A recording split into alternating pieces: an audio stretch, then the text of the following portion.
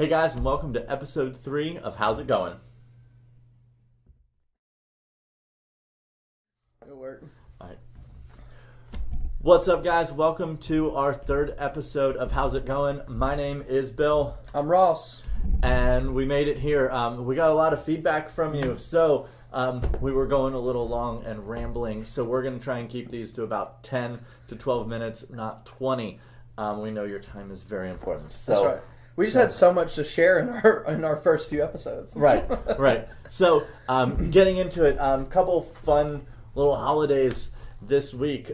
Today is the United Nations International Day of Friendship. Give me a hug, Ross. Give me a hug. All right. He was cringing. We're working on it. BFFs, International Day of Friendship. Tomorrow is Uncommon Musical Instrument Awareness Day. Do you play any instruments, Ross? I do. I played the alto saxophone for like 10 years. Okay. And I think it's in my parents' attic. All right, well, we'll have to bring that down. And, but that's not necessarily uncommon, but yeah, that's my only... I did marching band and stuff, so what about you? Yeah. So for Father's Day, my wife and son got me a ukulele. Wow. So, okay. Yeah, once I learn how to play, I'll come He'll in. bring it. And, Yes, he'll bring it. I think everyone knows one ukulele song, Somewhere Over the Rainbow. Yes, so that's the Ross one that he's can sing, I'll practicing. play, and we'll get that down pat for you Yes, here in the definitely. next couple weeks. Yeah. Couple more things. Wednesday is August 1st, and that is Air Force Day. So for all you Air Force here in Charleston, thank you. Thank you for your service. I know I've had a few clients, past and present, that are in the Air Force, so we really appreciate everything you do. Definitely.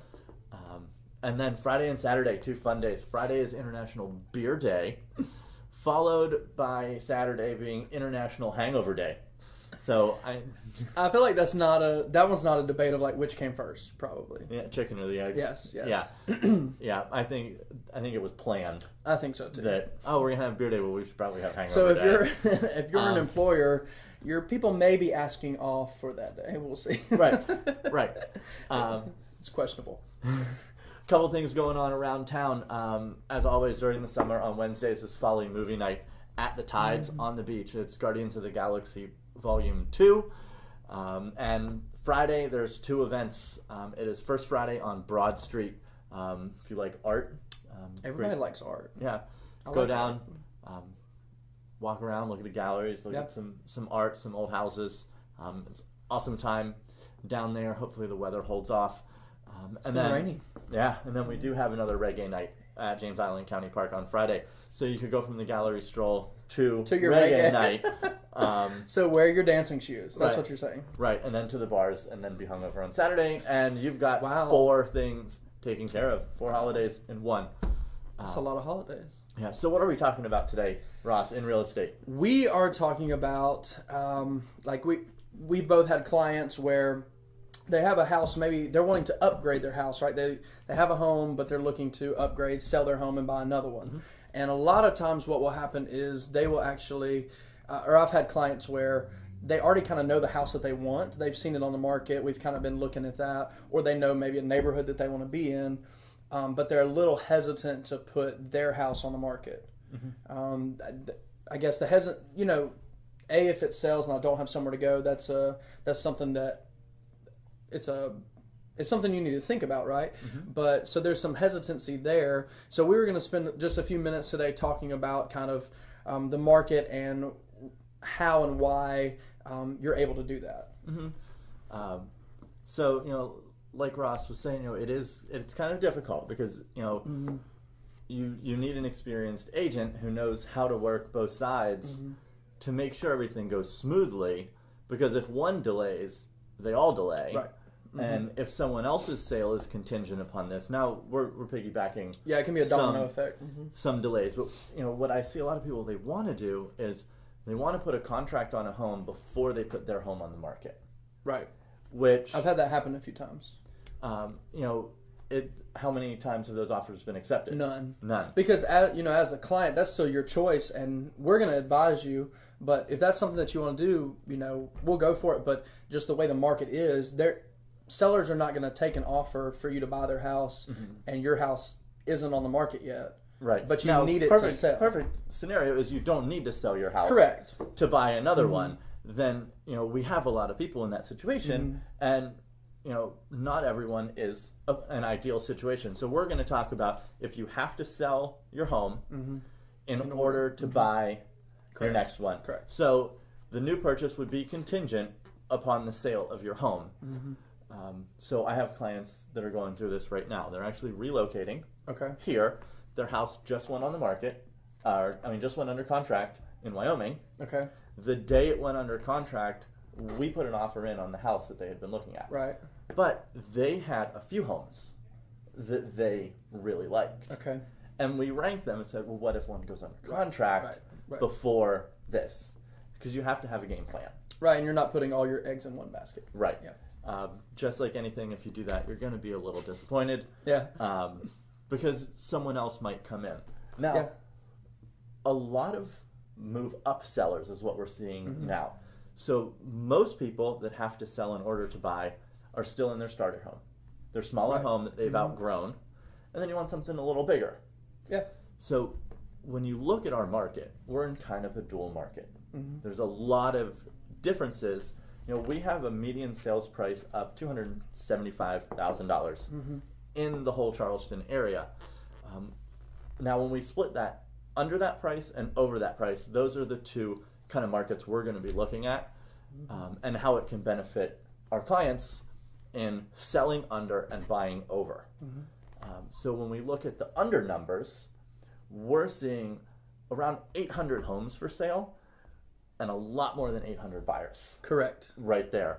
That's what kind of makes that a seller's market. Right. Yeah. Inventory is super low in there, and there's no supply and a lot of demand. Right. Now, when we go above the $275,000 range, we're seeing over 2,300 homes for sale. Right. And there's less buyers in that range. And there's less buyers because interest rates are down, so we're seeing a lot of first-time home buyers coming in right now in that very competitive price range. Yeah, it's tough. So if you think about that, a lot of buyers for your home, not a lot of competition on their next home. Right.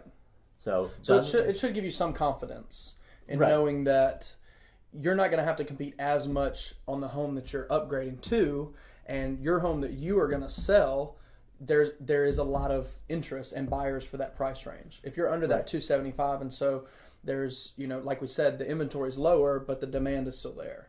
Right. So your odds are pretty good of getting that house under contract and being able to buy the next one that you want. Right. And another thing I do advise my clients that are doing this in is everything's negotiable, including a closing date. If buyers come in on your house, they're like, you know what, we're going to close in 30 days. We're going to negotiate it to about 40 days.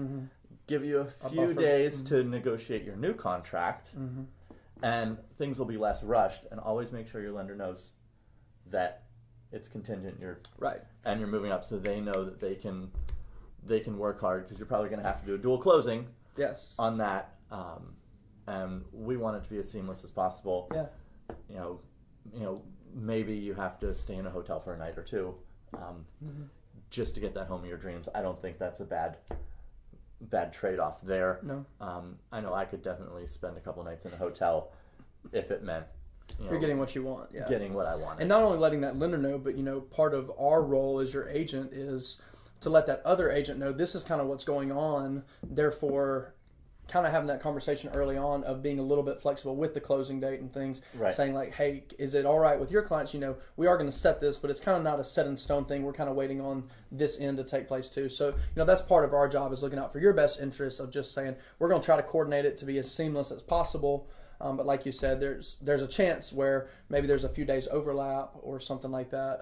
I've actually found that a lot of clients tend to actually get stressed out if they go straight from, you have a 10 a.m. closing on the house that you're selling and then a 2 p.m. closing on the house you're buying. It's honestly kind of stressful for people. So you kind of have to just know your own personality, how you handle things like that, because that a dual close might be for you, or it might be good to take a day and breathe. Right. If you have friends, family, if you don't want to do the hotel, can you crash in their spare bedroom? You can stay at Bill's house. No, I don't have any room. We have a baby coming. I don't have any room. A hotel would be easy and cheaper. Goodness. True. All right, so I think those are some great tips for some people. Again, if you have any questions about what's happening in the market, what we're talking about here, or if there's a topic that you want to hear about. Yeah, we would love to know what you want to hear about. You're the viewer. This is for you. So please put it in the comments or shoot us a direct message. And we look forward to seeing you all next week, and have a great one. Thanks. Bye.